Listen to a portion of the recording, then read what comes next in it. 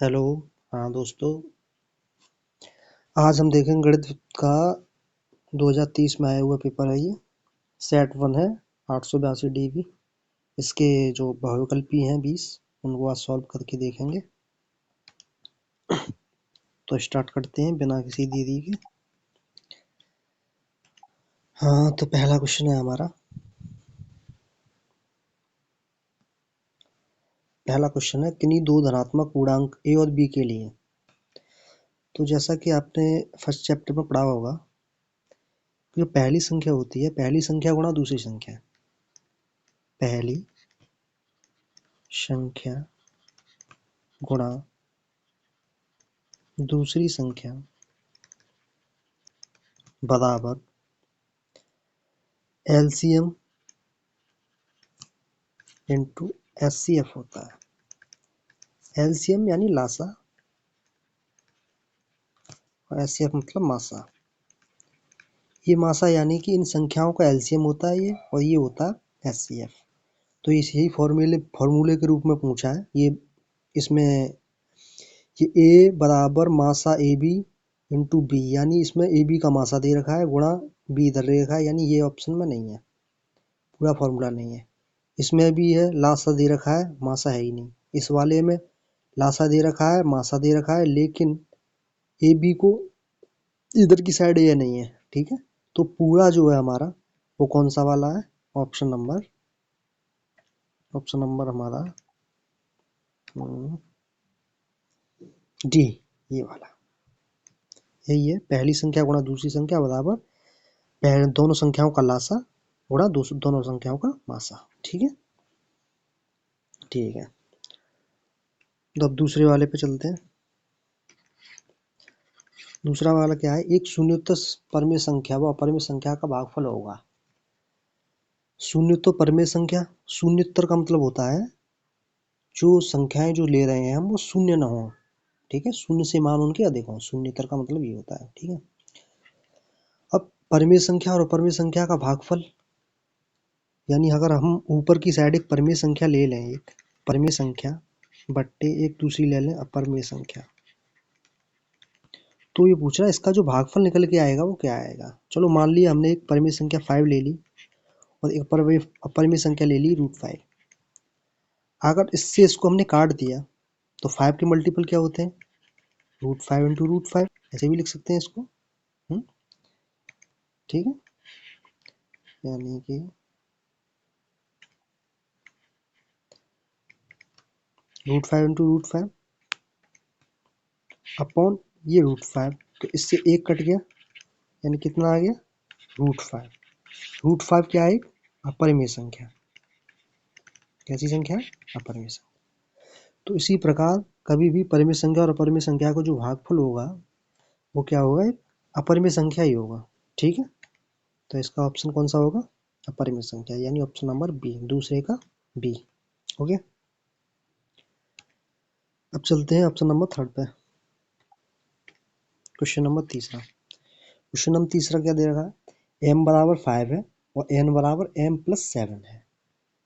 अगर m बराबर 5 दे रखा है और n बराबर दे रखा है m+7 और m कितना है? 5, तो इसकी जगह पर हम ऐसे भी तो लिख सकते हैं 5+7 = 12, यानी 12, यानी m 5 और n 12। तो किसका मान पूछा उसने? √m² - n², यानी m² - n² प्लस m²। तो m² का मतलब क्या हुआ? यानी 5 का वर्ग और ये 12 का वर्ग, यानी 5 का 5m 25, 12 का 144। दोनों को ऐड करेंगे कितना होगा? 169। और 169 कितने का होता है? √3 का वर्ग। इससे ये कैंसिल, यानी मान कितना निकला है? 13। ओके, तो यानी कि इस क्वेश्चन का आंसर कौन सा निकल के आ गया? Option number C, 13। किसी परिमेय संख्या की समतुल्य परिमेय संख्याएं होंगी। तीसरा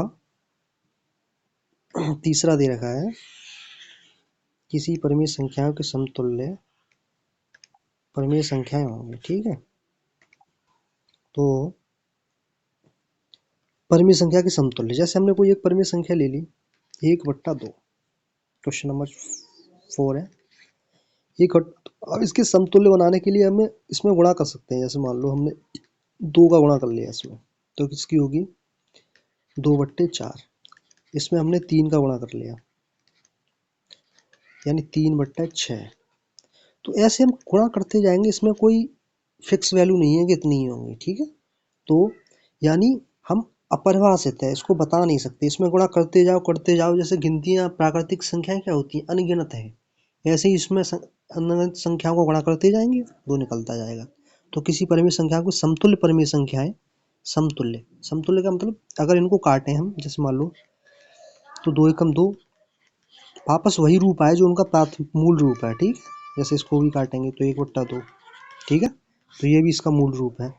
तो ऐसी समतुल्य संख्याएं परिमेय संख्याएं होंगी कितनी, तो ये अपरिमेय होंगी। कितनी होंगी, अपरिभाषित, यानी कि इनकी अनगिनत होंगी। अपरिभाषित मतलब कह नहीं सकते, गिन नहीं सकते।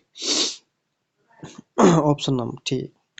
अब देखते हैं क्वेश्चन नंबर हम 5।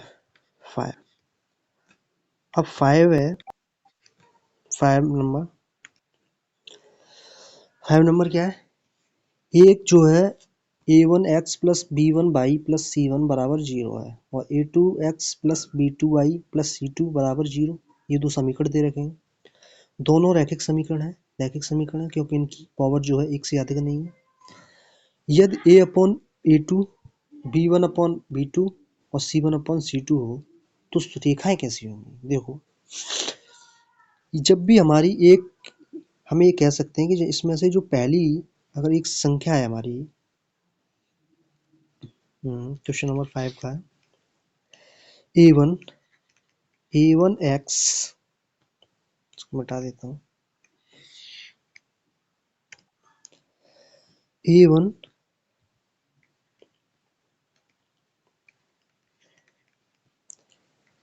a1x plus b2y plus c बराबर 0, ठीक है। और दूसरा है a2x plus b2y plus c बराबर 0। अब इनमें जो अनुपात दे रखा है, यानी इस x के गुणांक अनुपात में बराबर है, a1 अपॉन a2 है, b1 अपॉन b2 है y के गुणांक, और जो अचर पद है वो भी c1 अपॉन c2 है। यानी कि तीनों मान जो एक दूसरे के बराबर है। बराबर है क्या मतलब ये है, इनके जो मान है वो एकदम, अगर हम माने, सपोज दैट अगर इसमें मान लें हम ये 6x प्लस 2y प्लस 3 है, ओके। और ये कितना है, ये 12x, इसकी के अनुपात में होना चाहिए, 12x प्लस 4y प्लस 6 बराबर 0 है। तो यानी देखो, अब इसका अनुपात देखें हम दोनों को, 6/12, 2/4, 3/6, यानी कि रेशियो में ये एकदम बराबर है। 6 दूनी 12, 1/2, इसको भी काटेंगे तो 1/2 ही आएगा, इसको भी काटेंगे तो 1/2 आएगा, इसको भी काटेंगे 1/2 ही आएगा। अब अगर हम इसको इस सेकंड वाली इक्वेशन में से अगर हम 2 कॉमन ले लें, ठीक है, क्या करें इधर, अगर इसमें हम 2 कॉमन ले लें, मान लो 2 कॉमन अगर हमने ले लिया तो 6x प्लस 2y प्लस 6 बराबर 0 हो गया, ठीक है। अब अगर 2 इधर की साइड आ जाएगा, 2 इसके अगर नेक्स्ट समीकरण में इसके 2 के नीचे आ जाएगा, 0 के नीचे, तो ये एकदम 0 ही हो जाएगा, ये एकदम क्या हो जाएगा, 0 हो जाएगा। यानी समीकरण हमारा यही रहेगा, 6x प्लस 2y प्लस 3 बराबर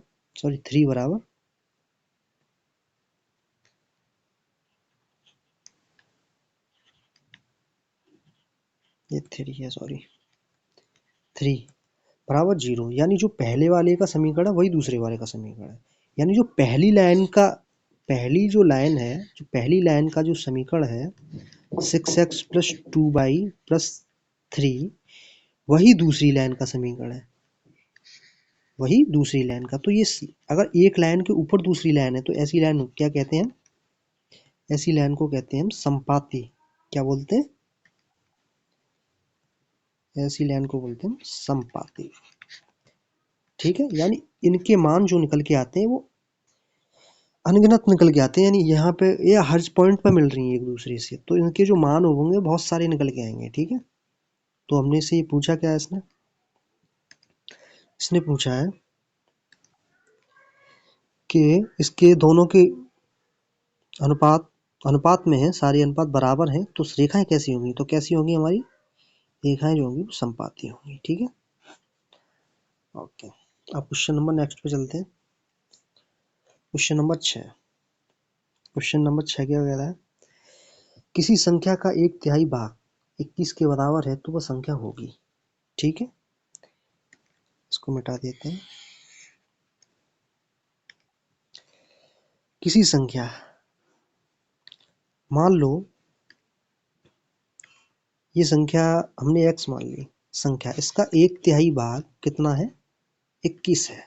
1/3 भाग 21 है, तो संख्या क्या होगी, 3 का इधर गुणा हो जाएगा, यानी x बराबर क्या हो जाएगा, 21 गुणा 3। ठीक है, यानी 21 दिया 63, 63 इज द राइट आंसर, 63। अब क्वेश्चन नंबर 7 देखेंगे। ओके, 7 क्वेश्चन का यह समीकरण x² + 2x - p = 0, x² plus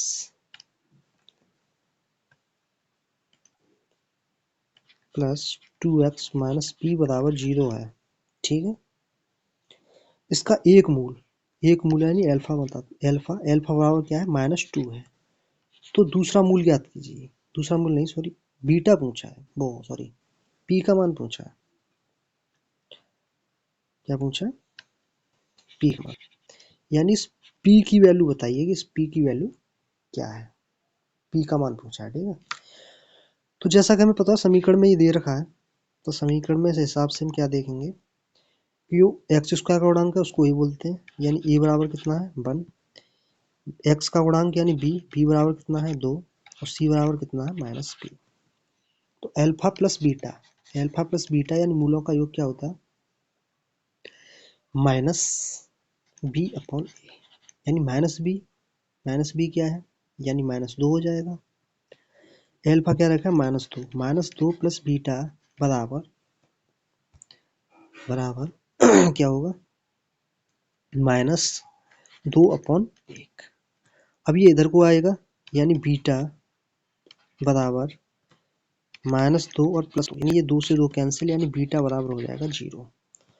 और इसने पूछा है कि उसका मान पूछा है, तो अगर अब हम गुणनफल निकालें। गुणनफल क्या होता है, गुणनफल होता है अल्फा इंटू बीटा, मूलों का गुणनफल क्या होता है c/a, यानी c/ क्या है -p/a। अब p क्या है, जब बीटा 0 है तो इसकी वैल्यू भी 0 ही हो जाएगी, तो p का मान भी क्या आ जाएगा, 0 ही आ जाएगा। ठीक है, तो इसका राइट आंसर क्या होगा, 0। ठीक है, चलो नेक्स्ट क्वेश्चन।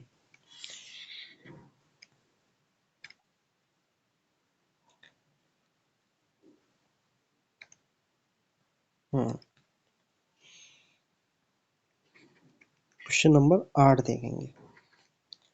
दो त्रिभुजों के क्षेत्रफल का अनुपात उसकी संगत भुजाओं के वर्ग के अनुपात के वर्ग के बराबर है, तो ये त्रिभुज होंगे।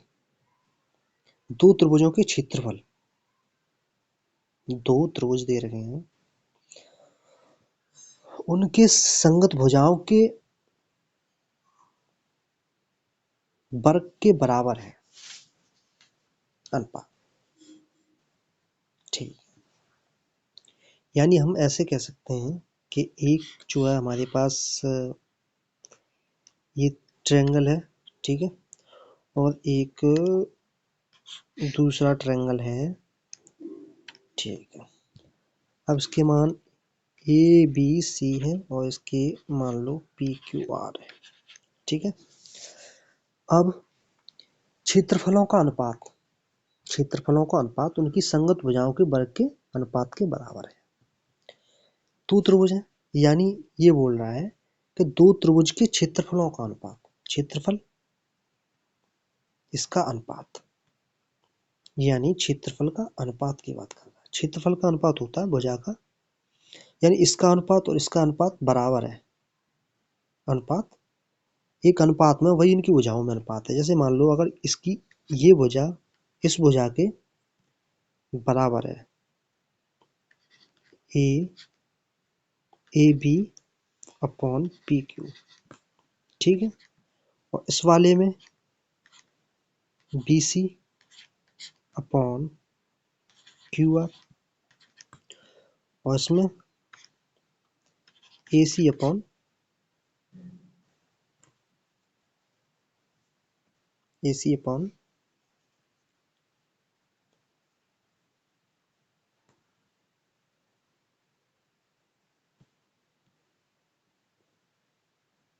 P R.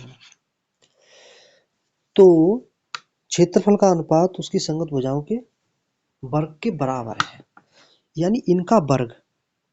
जब भी हम अब इसका अगर एरिया निकालेंगे, अगर जब इसका और इसका एक अनुपात होगा तो ये हम कह सकते हैं, यानी भुजा और इसका क्षेत्रफल इसके स्क्वायर के बराबर आएगा। यानी त्रिभुज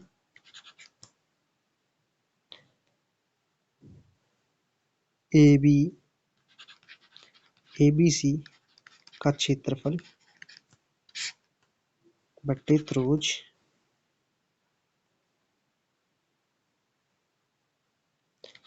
PQR का क्षेत्रफल, ठीक है।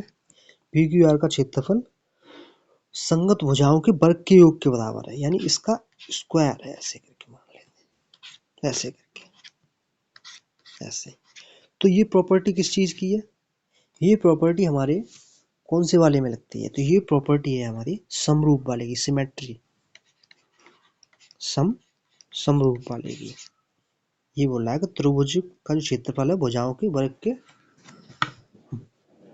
बराबर है, ठीक है। तो इसका आंसर कौन सा हो जाएगा? समरूप, ऑप्शन नंबर सी। अब आते हैं क्वेश्चन नंबर 9 पे। 9 क्या है? एक्स अक्ष पर स्थित तथा बिंदु 2, -5 तथा -2, 9 से समदूरस्थ बिंदु के निर्देशांक होंगे। एक बिंदु है, ठीक है, जो किस पे है? एक्स अक्ष पे है, ठीक है। अगर देखो जब कोई निर्देशांक, क्वेश्चन नंबर 9 है, जब कोई निर्देशांक हमारे किसी अक्ष पर होता है, अगर वो एक्स अक्ष पे है तो एक्स अक्ष पे उसके निर्देशांक क्या होंगे? एक्स अक्ष पे होने के कारण, ठीक है, उसका y का मान हो जाएगा 0, ठीक है। तो उसके निर्देशांक होंगे x, 0। अब उसने कहा है कि ये जो है इससे किससे समदूरस्थ है, यानी एक दूसरा निर्देशांक है 2, -5, और ये एक निर्देशांक है -2 और 9, यानी इससे समदूरस्थ है, यानी इसके बीच की दूरी और इसके बीच की दूरी बराबर है, ठीक है। तो पहली बात हमारी क्या समझ में आई? जब इसके जो निर्देशांक होगा उसका लास्ट डिजिट होगा 0, यानी y का मान होगा 0, यानी न तो ये हमारा आंसर रहेगा और न ये वाला, ना तो ए ऑप्शन वाला सही है इसमें, ना बी वाला सही है। सिर्फ हमारे किस्में तो सही होंगे, ऑप्शन नंबर या तो बी सही होगा या सी सही होगा। अब देखेंगे। अब देखो फॉर्मूला के हिसाब से हम ये देखते हैं कि इसका फॉर्मूला क्या है। तो सबसे पहले लिखेंगे हम x, 0 और दूसरा कौन सा है 2, -5 का के बीच की दूरी, के बीच की दूरी किसके बराबर होगी? इसके जो बीच की दूरी है वो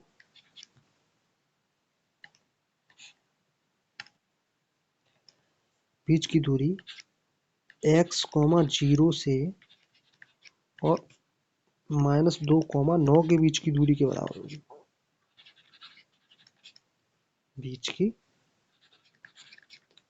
दूरी, ठीक है। अब इसका फॉर्मूला क्या होता है? फॉर्मूले की बात करें हम तो इसका फॉर्मूला क्या होता है? तो हम देखेंगे इसका फॉर्मूला क्या है? अंडर रूट, हाँ इसको हम पहले ऐसे लिख लेंगे, x1 और y1, ठीक है, x2 और y2, ठीक है। ये इस वाले के लिए हो गए। इस प्रकार इसके लिए लिखेंगे x1 और y1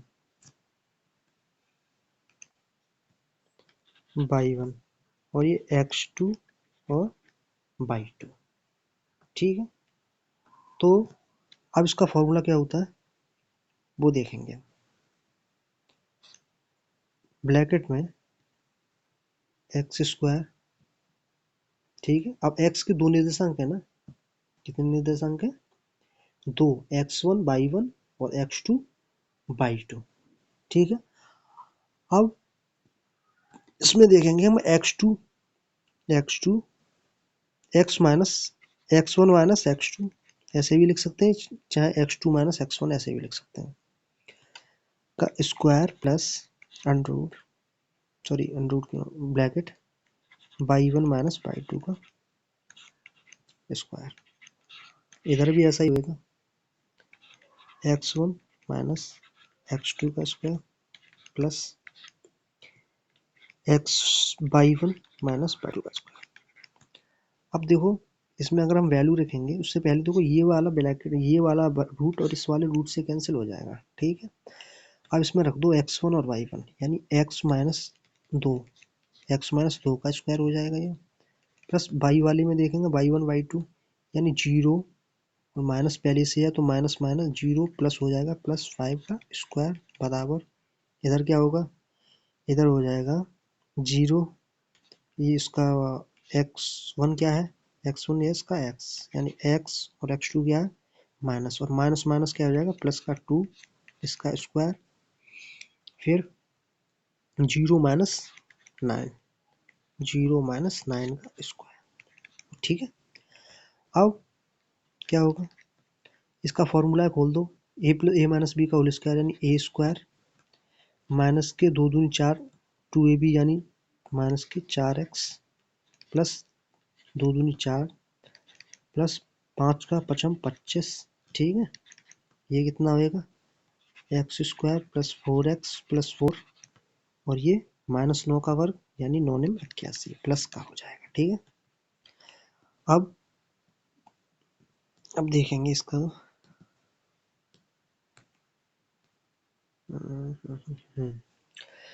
x² से ये x² कट जाएगा, 4x इधर को ले आएंगे, ये इधर कितना हो जाएगा, ये हो गया 85, ठीक है। और 85 उधर जाएगा यानी माइनस का 85 माइनस प्लस 25 बराबर 8x, ठीक है। ये इसमें से लेस हो गया 25 का, वो ये हो जाएगा 29, ठीक है। अब 25 में से और 29 जाएंगे तो कितने बचेंगे, सॉरी 85 में से 29 कितने बचे, तो यहाँ पर लिख लेंगे, ये हो जाएगा 8x बराबर, और 15 में से 9 गए 6, ठीक है। ये इधर कितने 7 में से 2 गए 5 यानी माइनस का 56। अब x बार क्या हो जाएगा माइनस का 56/8, 8 से कैंसिल कर दो, 8 7 56 यानी माइनस के 7, यानी x का जो निर्देशांक है कितना है -7 है और ये 0 है। तो ये देख लेंगे हम x का निर्देशांक -7 कौन से में है इन दोनों में, तो -7 बी ऑप्शन में है, तो B option is the right answer, ठीक है। काफी लेंथी सा सवाल था ये, ऑप्शन में थोड़ा इतना कुछ नहीं लिखेंगे, एग्जाम में जल्दी करने का कोशिश करेंगे, ये तो समझाने में इतना लग गया है। क्वेश्चन नंबर 10, अब क्वेश्चन नंबर 10 क्या कह रहा है, त्रिभुज ABC, एक त्रिभुज है ABC, क्वेश्चन नंबर 10 है, ABC समद्विबाहु त्रिभुज है जिसमें AB बराबर AC है, तो क्या होगा।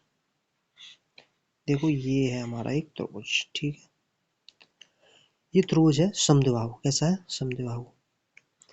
ए बी सी, इसमें ए बी बराबर बी सी, यानी ए बी बराबर ए सी दे रखा है, ठीक है। तो क्या होगा? तो देखो जब भी इस एंगल है ये भुजा है, इसके सामने का कोण जब ये आपस में बराबर है तो इसके सामने वाला ये कोण हमेशा इस वाले के सामने के बराबर होगा, ठीक है।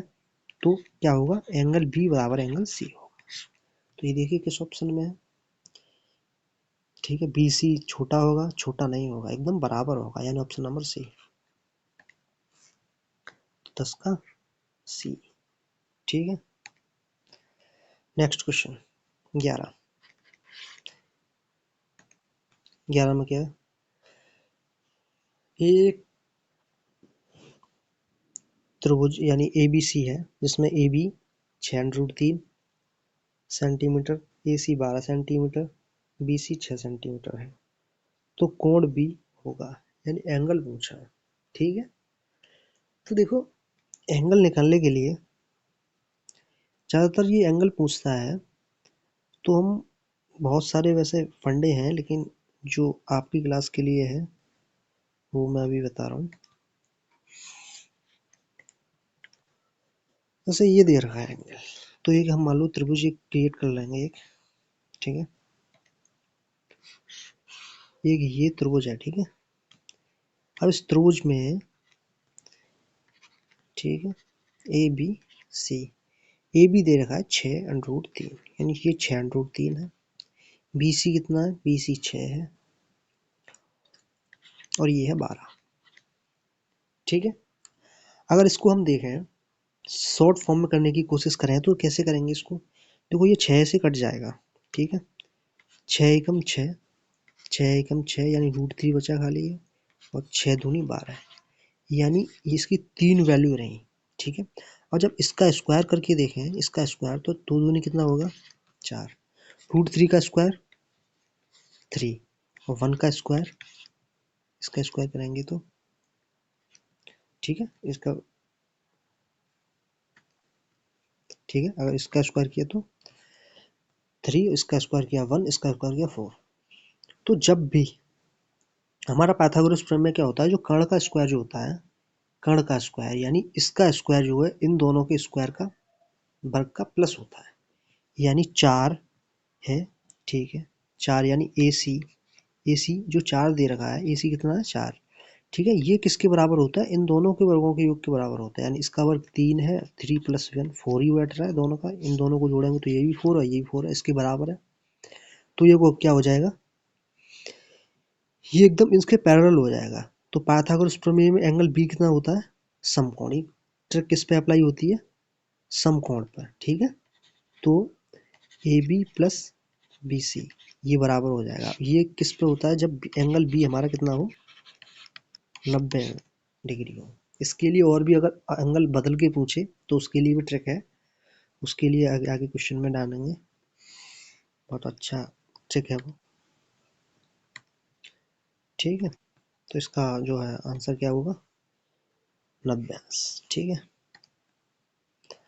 एक समबाहु त्रिभुज, एक समबाहु त्रिभुज है, ए बी सी की भुजा 2a है, प्रत्येक शीर्ष लंब की लंबाई क्या होगी?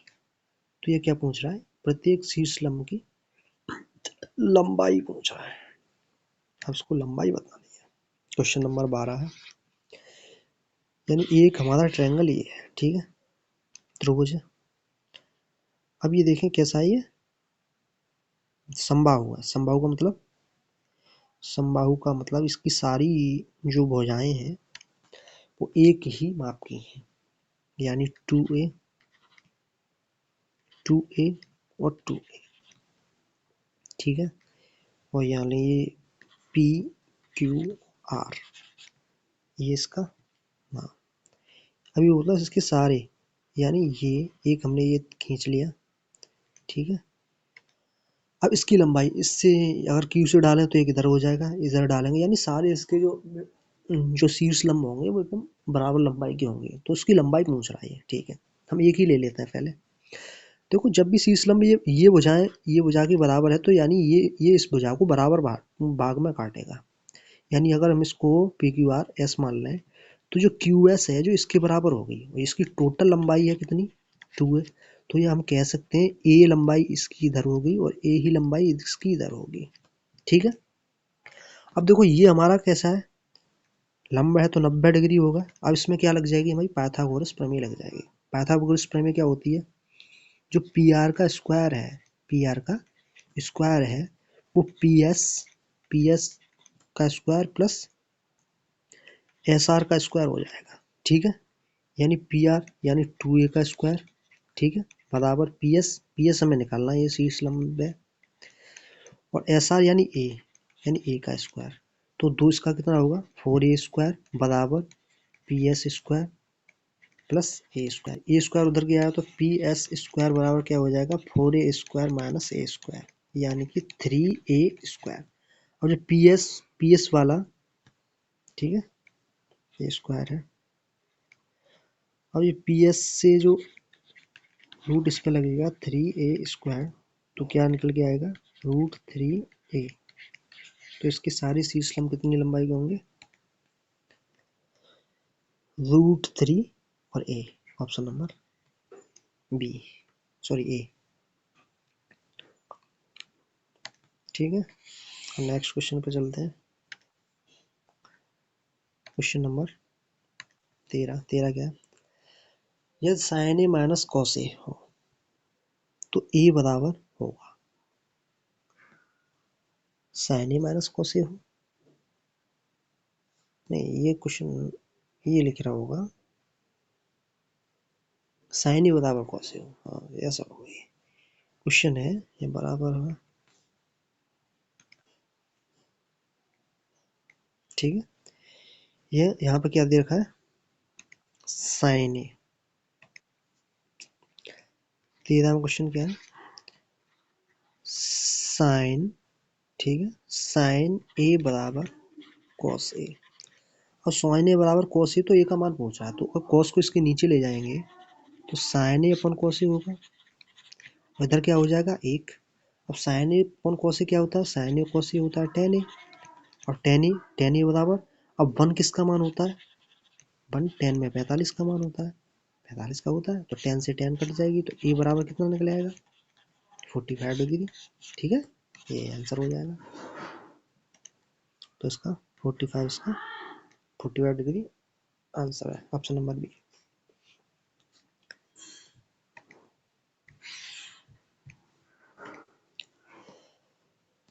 अब नेक्स्ट क्वेश्चन लेंगे। नेक्स्ट क्या है,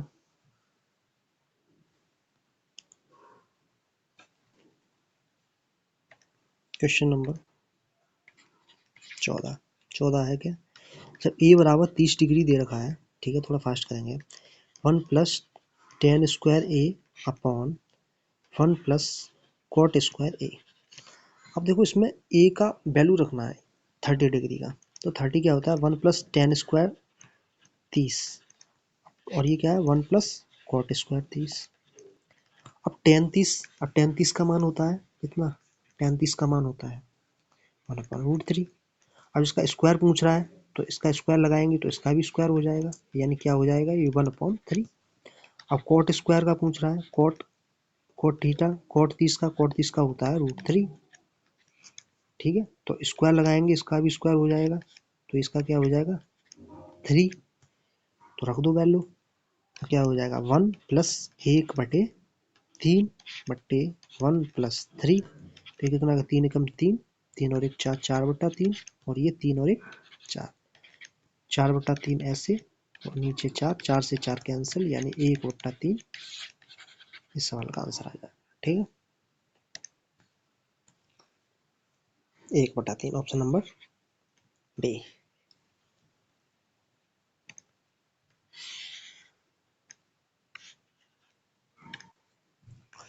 अगला सवाल देखेंगे,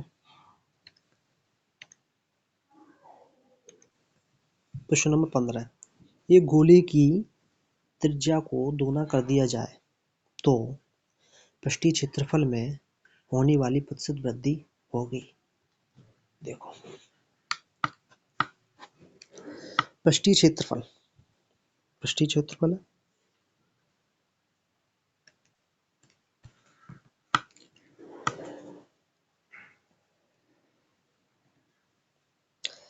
गोले का जो पृष्ठीय क्षेत्रफल क्या होता है, गोले की त्रिज्या होती है r, पहले देखेंगे त्रिज्या, जब त्रिज्या है r, एक की r है, ठीक है, तो अब इसका पृष्ठीय क्षेत्रफल क्या निकलेगा, अगर गोले की त्रिज्या है, ठीक है, गोले की त्रिज्या r है, तो इसका पृष्ठीय क्षेत्रफल क्या होगा, पृष्ठीय क्षेत्रफल क्या होता है, पृष्ठीय क्षेत्रफल होता है 4πr², ठीक है। अगर r की जगह पे अगर हम इसको रखते हैं 2πr, क्या रखते हैं 2πr, सॉरी r की जगह पे 2r लेना है, वो क्या कहता है दुगनी हो जाए, तो दुगनी हो जाए तो रख दो, तो इसका पृष्ठीय क्षेत्रफल क्या हो जाएगा, जो r दे है वो 2r हो जाए तो क्या हो जाएगी, पृष्ठीय क्षेत्रफल क्या हो जाएगा, फिर तो पृष्ठीय क्षेत्रफल हो जाएगा 4πr², यानी r² की जगह पे क्या लिखेंगे हम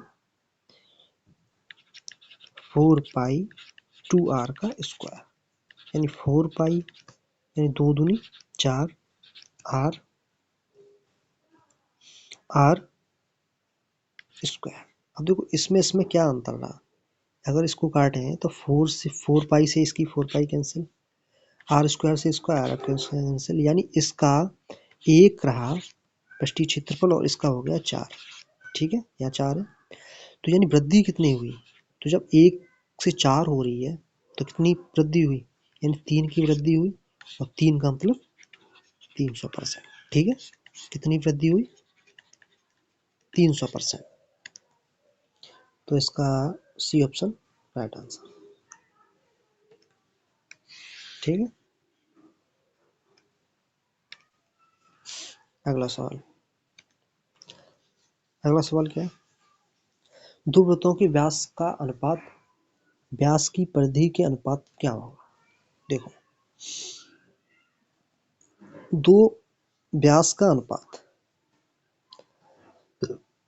तो व्यास का अनुपात कहें चाहे त्रिज्या का अनुपात कहें, दोनों इक्वल ही होंगे, क्योंकि व्यास का अनुपात यानी 2r/2r होता है, और 2 से 2 कट जाएगा यानी r/r ही होगा, यानी जो व्यास का अनुपात रहा, ठीक है, वो त्रिज्या का अनुपात हो गया, ठीक है, ठीक है, तो वो कितना दे रखा है 9/4/4 है, कितना है, ये है 4/9, 4/9, ठीक है। तो क्या पूछा ये, तो वृत्तों की परिधियों में अनुपात क्या होगा, परिधि का अनुपात क्या होता है, परिधि दोनों की अगर देखी जाए तो क्या होगी, ऊपर वाले की 2πr, नीचे वाले की भी 2πr, यानी 2π पहले वाले में 4 है और नीचे वाले में 2π9 है, तो 2π से 2π कैंसिल, यानी 4/9, यानी वही अनुपात होगा जो उसके व्यास का अनुपात है, ठीक है, तो दो वृत्तों के व्यास में वही अनुपात होगा जो, ठीक है, व्यास का अनुपात में जो व्यास में जो अनुपात है वही त्रिज्या का अनुपात होगा, और वही अनुपात परिधियों में होगा, ठीक है। तो देखो अभी एक संबंध मैं इसमें लिखा दे रहा हूँ तुमको, कभी पूछे, एक मिनट, देखो अगर हमारा a/b है, ये है त्रिज्या का यानी r का, अब वो पूछे कि व्यास का बताओ, ठीक है, तो व्यास का भी a/b होगा, ठीक है, वो उसके बाद पूछे परिधि का अनुपात बताओ क्या होगा उसका, तो परिधि का भी a/b होगा। अब पूछे क्षेत्रफल का क्या होगा, क्षेत्रफल का r दे रखा है, त्रिज्या दे रखी है a/b, तो परिधि का क्षेत्रफल का होगा a²/b², यानी उनका स्क्वायर कर देंगे तो वो अनुपात होगा। अब वो पूछे उसका आयतन का क्या होगा, तो आयतन का क्या होगा, आयतन में हम उसका क्या कर देंगे, आयतन में हम उसका कर देंगे q, यानी AQ/BQ, ठीक है। तो यहाँ पे क्या था 2πr था, सिर्फ r ही था, तो AB का सेम ही रहेगा, त्रिज्या में भी, व्यास में भी, परिधि में भी, ठीक है। तो इसका आंसर कौन सा हुआ? 4:9। कौन से में? बी।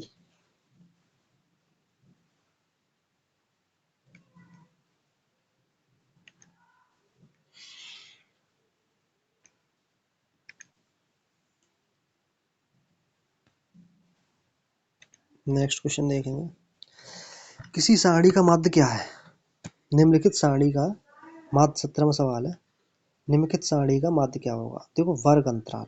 वर्ग अंतराल यानी 0 से 2, ठीक है, 2 से 4, 4 से 6, 6 से 8, 8 से 10, और इसकी बारंबारता दे रखी है। तो हम करना क्या होगा, सबसे पहले इस बारंबारता का वर्ग चिन्ह निकाल लेंगे, यानी इसका मध्य जो मध्यमान जो होता है, बीच का मान, वो निकाल लेंगे, ठीक है। तो हम ये देखेंगे, एक ऐसे मान लो, यानी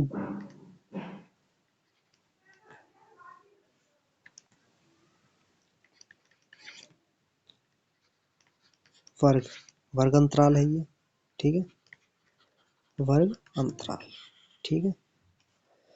और ये है फिर इसके बाद वर्ग चिन्ह बोलते हैं इसको। और फिर इसके बाद लिखेंगे बारंबारता, ठीक है। बारंबारता x है, बारंबारता कितनी है? f, सॉरी, f है ये, ठीक है। तो इसकी x है और ये इसकी f इंटू x निकाल लेंगे इधर, ठीक है, ऐसे करके। तो ये देखें, 0 से 2 है, क्या है,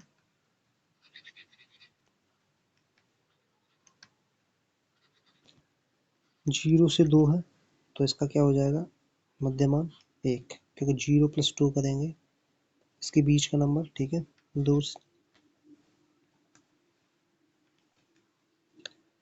2 से 4 है, यानी 3 हो जाएगा। 4 से 6 है, 5 हो जाएगा। 6 से 8 है, 7 हो जाएगा। और 8 से 10 है, जिसका 9 हो जाएगा, ठीक है।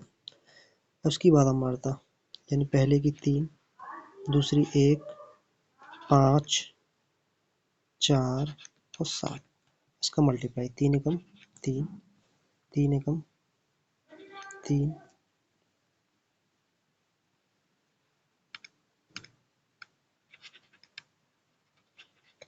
ठीक है। 3 एकम 3 और 3 एकम 3, 5, 25, 7 चक 28 और 9 7 63। अब ये इसका बारंबारता एफ एक्स निकाल लेंगे, सिग्मा एफ। सिग्मा एफ क्या होता है? सिग्मा एफ होता है इसका योग, यानी 7 और 4 11, 11 और 5 16, 17, 17 और 3 20, ठीक है। इसका सिग्मा एफ एक्स निकाल लेंगे, यानी इसका योग 3 और 3 6, 6 और 5 11, 11, 11 और 3 11 और 19, 19 और 3 22 हासिल के 2, 2 और 2 4 6, यानी 112, 122। तो माध्य क्या हो जाएगा इसका? माध्य भाग क्या होता है? Sigma F x upon sigma F, यानी 122/20, यानी 0 यहाँ पॉइंट 2 से काट दो, कितना निकल के आएगा? इसका निकल के आएगा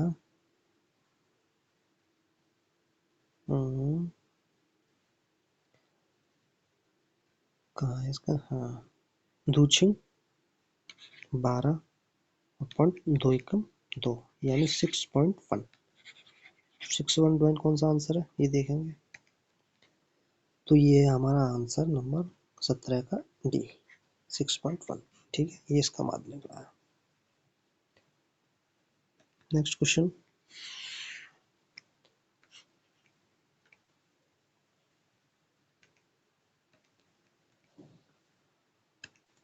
अगला क्वेश्चन 18 में देखेंगे।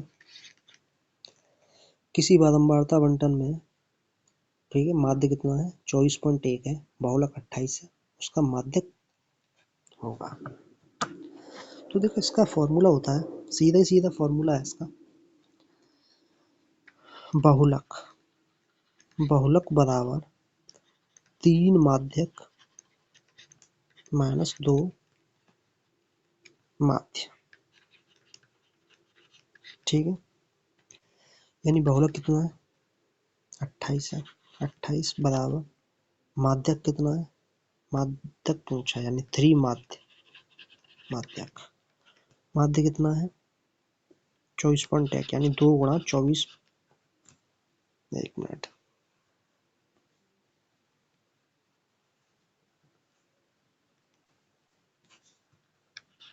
24.1, तो इसका मल्टीप्लाई कितना हो जाएगा, ये हो जाएगा 24 दूनी 48 यानी 48.2। ठीक है, ये उधर को जाएगा, ये इधर 28 है और ये 3 माध्यक। ठीक है, ये उधर जाएगा यानी 28 प्लस 48.2 बराबर 3 माध्यक। ठीक है, ये कितना हो गया यानी 0.2 और 8 8 16 76। ठीक है, अपॉन, ठीक है, बराबर 3 माध्यक। तो माध्यक बराबर क्या हो जाएगा, माध्यक बराबर हो जाएगा 76.2 अपॉन 3। 3 का भाग दो, 3 3 दूनी 6, एक बचा 16, तो 5 15, 15 एक बच गया और 3 चौक 12, यानी इसका जो माध्यक है वो कितना निकल के आएगा 24.5। ठीक है, तो कौन सा ऑप्शन है इसका 24.5, ये सॉरी 25.4,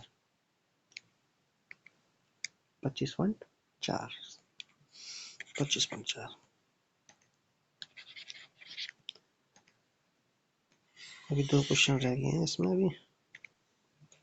ठीक है, 19वां क्वेश्चन देखेंगे। 19वां क्वेश्चन क्या है, 19वां क्वेश्चन है कि वर्ग अंतराल 0 10, 10 से 20, 20 से 30, 30 से 40, 40 से 50 और बारंबारता 11, 21, 23, 14 और 5 उपयुक्त बारंबारता बंटन में बहुलक वर्ग बताइए। तो बारंबारता में देखेंगे सबसे ज़्यादा संख्या किसकी है, सबसे ज़्यादा संख्या है 23, तो 23 के सामने वाला जो है वही इसका बहुलक वर्ग होगा। ठीक है, यानी जो 23 दे रखा है 23 के ही सामने जो वर्ग वर्ग देख रखा है यानी 20 से 30, तो यही क्या होगा, इसी को बोलेंगे बहुलक वर्ग। क्या बोलेंगे, बहुलक वर्ग। ठीक है, तो इसका आंसर कौन सा हो जाएगा 20 से 30 ये। ठीक है, चलो नेक्स्ट क्वेश्चन, लास्ट क्वेश्चन है इसका 20वां।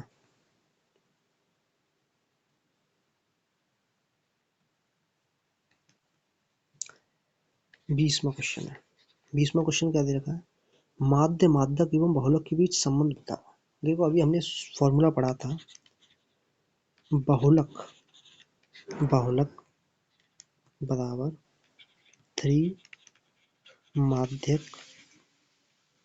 माइनस 2 माध्य, यही था। अब देखो ये देखेंगे बहुलक, बहुलक बराबर 3, ये तो है नहीं, बहुलक के साथ में कुछ है नहीं, बहुलक के साथ में है बहुलक बराबर 3 माध्यक माइनस 2 माध्य, तो ऑप्शन बी हमारा इसका राइट आंसर ये। लेकिन कभी कभी क्या होगा वो कुछ घुमा के ही पूछ सकता है तुमसे। ठीक है, वो ऐसे पूछ लेगा,